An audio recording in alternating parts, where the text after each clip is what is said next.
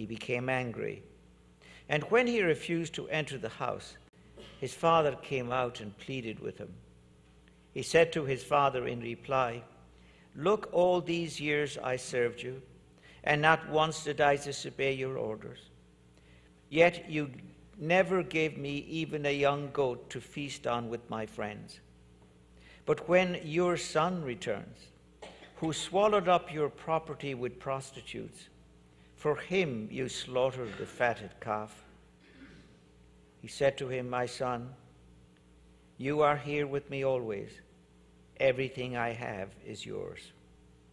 But now we must celebrate and rejoice, because your brother was dead and has come back to life again. He was lost and has been found." My brothers and sisters, the gospel of the Lord. Praise you, Lord Jesus Christ.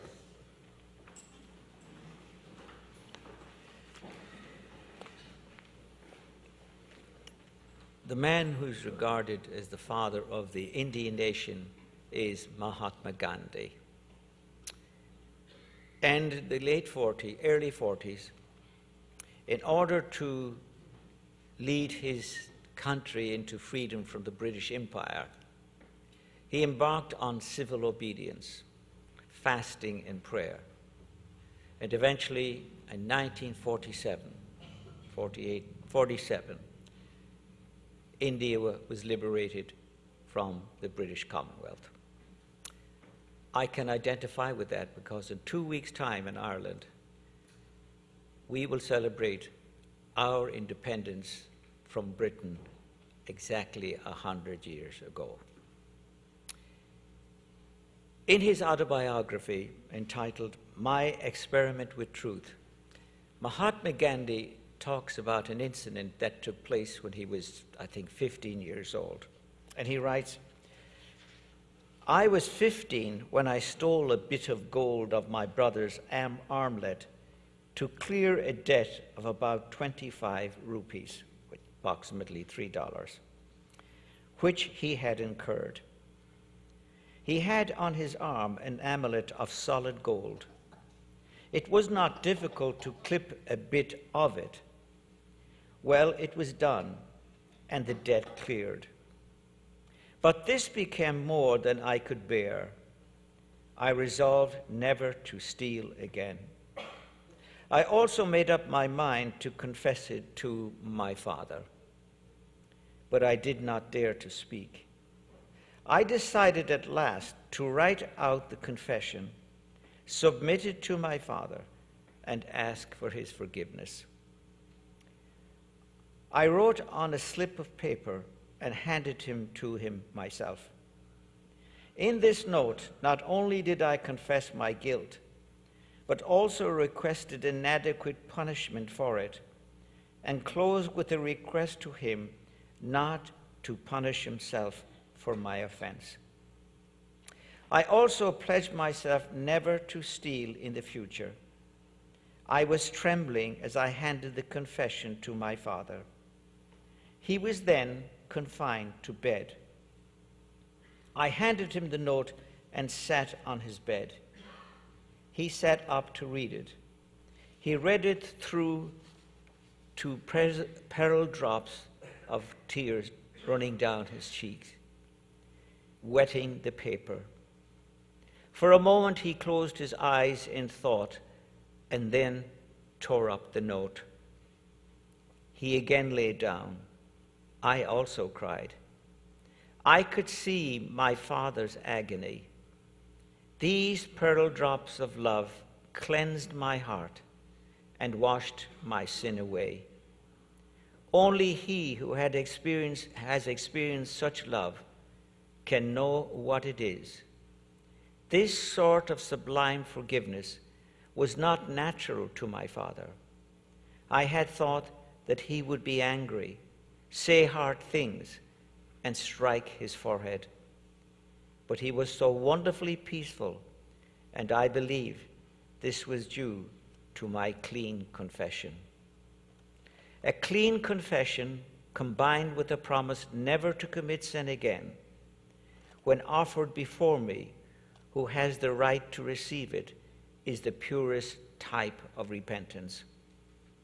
I know that my confession made my father feel absolutely safe about me and increased his affection for me beyond measure. This evening, we read about another father and son, known as the Prodigal Son, but perhaps more appropriately called the Forgiving Father. He had two sons. The youngest decided he wanted to go out on his own, which often happens, of course. And so he picked up whatever was decided to be left to him, and he hit the road.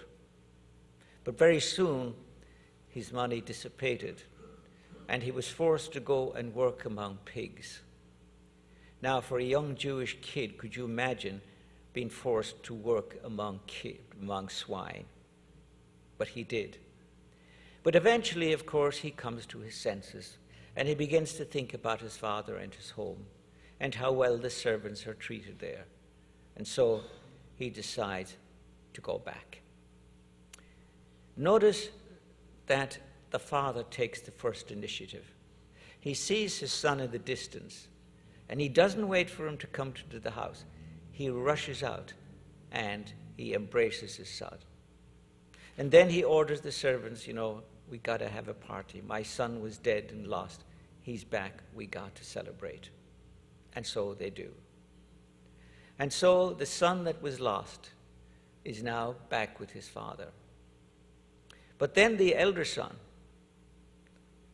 is out on the farm, and on his way home he hears the music, the singing, and the dancing. And he wants to know why. And he discovers it's because his younger brother is home. And notice when he refers to his younger brother, he doesn't refer to my brother. He says to his father, your son, not my brother. And so the celebration goes on.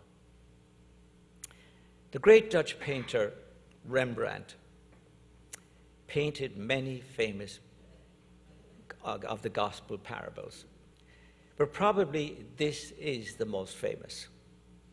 And in fact, it's preserved in one of the most famous museums in the world, the Hermitage in Mr. Putin's home city of St. Petersburg. In this portrait, we see the son, the young son. He's kneeling in front of his father. His clothes are torn and broken and what have you. He has only one sandal. His father has, you actually should Google it, and you'll see the father is reaching over the shoulders of his son and embracing him. Meantime, the portrait of the elder son is standing on the left, stoic, and unlike his father, who has his arms open, he's got his arms clasped from a distance. Interesting, he resembles his father physically. He has a beard just like his father. He has a red cloak over his shoulders just like his father. But there the similarities end. There the similarities end. Because you see, he doesn't have the heart of his father. He doesn't have the heart of his father. He doesn't have the compassion of his father. And so the resemblance ends. He refuses even to go to the party.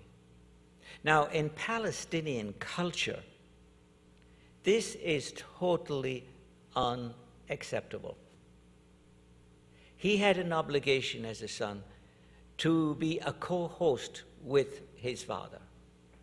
And if there was any disagreement or argument, then that should have been taken care of after the party. So you see, not only is the younger son lost, but so is the elder son. He's lost because of his resentment, because he lacks the compassion and heart of his father. So he too is lost. I remember reading once about the great Russian novelist Fyodor Dostoevsky, the man who wrote the famous novel, The Brothers Karamazov. He too was well known for his dissolute living. He was an alcoholic, and all kinds of problems. But when he was dying, he gathered his children around his bed, and he asked his wife to read the story of the prodigal son. And after it was over, he said this to his children: "My children, never forget what you have just heard. Have absolute faith in God and never despair of his pardon. I love you dearly, but my love is nothing compared with the love of God for all creatures. Even if you should be so unhappy as to commit a crime in the course of your life, never despair of God. You are God's children. Humble yourselves before him as before your Father. Implore his pardon, and he will rejoice over your repentance as the Father rejoiced over his prodigal son." What a wonderful thing for a father to do for his children. Have faith in God, as Jesus himself, God, said, and have faith in me. It's a wonderful example for all of us during the holy season of Lent, because in one way or another, we are all prodigal sons and daughters. Every one of us. There are only two people ever born in the world that never committed sin. Only two: Jesus and his mother. We just acknowledged our own sinfulness publicly. And so we are all prodigal sons and daughters. But the great thing is that no matter what we've done or what we said, our Father is always there, welcoming us back with any conditions whatsoever. Notice how the Father in the Gospel, he never castigated his son. He never got angry with him. He never punished him. Nothing. And of course, that is also our Father.